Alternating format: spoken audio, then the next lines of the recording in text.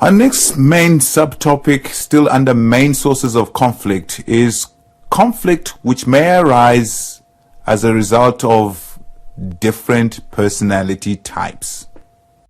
Generally, it's never an easy topic when we talk about personality types, but it's one that's necessary for us to understand the conflict environment. Why? Simply, people are different. To reiterate what I said earlier, we have different fingerprints, different heartbeats. The lens of how we see the world differs from the one that's next to us. No one person communicates exactly the same as his fellow neighbor. No one thinks or speaks exactly the same as his or her fellow human being.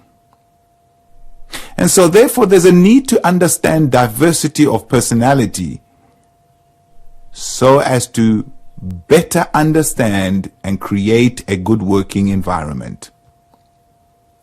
So in this regards, we're going to look at the types of personalities. And in particular, we're going to look at 4 of them.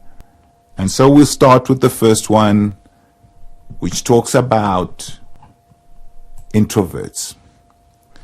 Introverts are generally characterized as the following. They are perceived to work more with less chatter. And by chatter I mean less talk. They like to preserve their time and space. Simply put, don't waste my time and don't invade my space. They tend to work better in their own environment. So they like the peace and quiet.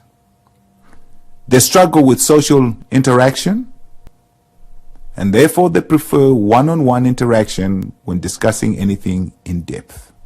Looking at the next grouping in terms of personality types, we'll look at the extroverts. And they're characterized by the following. They're perceived to be sociable and less focused. They're perceived to love the limelight. They're at their best in their element in a people-orientated environment.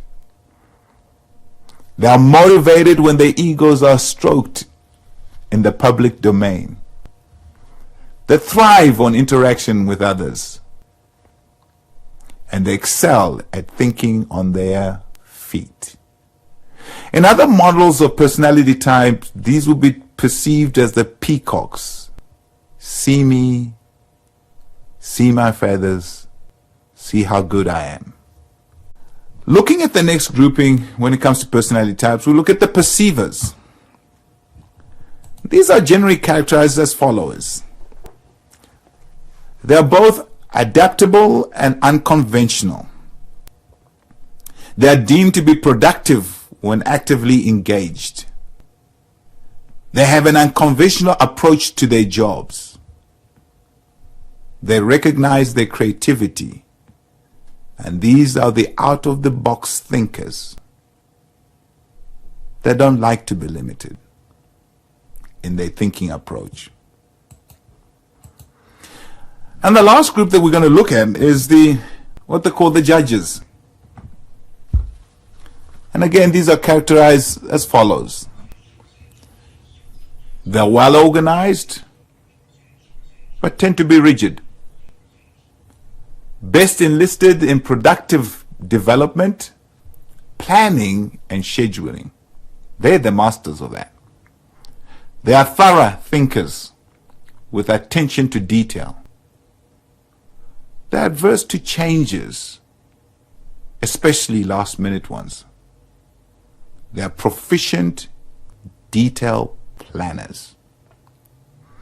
And so these are the personality types when we look at the main source of conflict. And obviously there are differences in what characterizes each personality grouping, when they come together, will obviously bring the challenges of conflict. And so, what are the consequences when personalities clash? It may cause stress as a result of if it's negative interaction.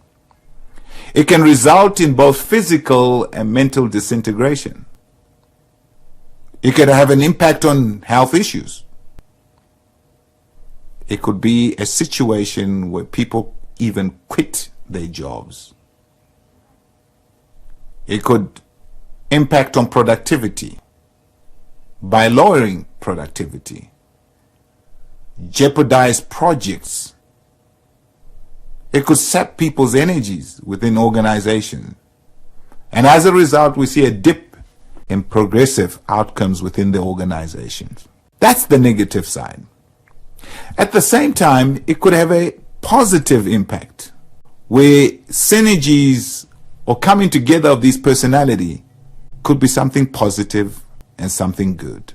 We'll look at the last point under this subtopic, which is really the transactional analysis. And hence, and by this we talk about the social intercourse between individuals, groupings, organizations, where we look at three aspects. One being where stimulus is involved. We look at who the initiator of communication is. And generally when we say something, think something, and we bring it to the fore, we solicit a response. And so the person who responds, we look at them as the respondent. In some of the research that have been done, Dr. Thomas Harris simplifies the approach. And he looks at it from three aspects. The first being the parent, or he calls it the taught concept. The second being the child. He calls it the felt concept. And then the third one being the adult. He calls it the learned concept.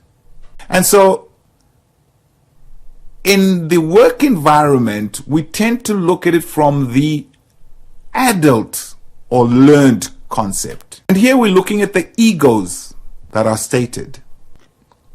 So ego state, for example, a surgeon dealing with a nurse.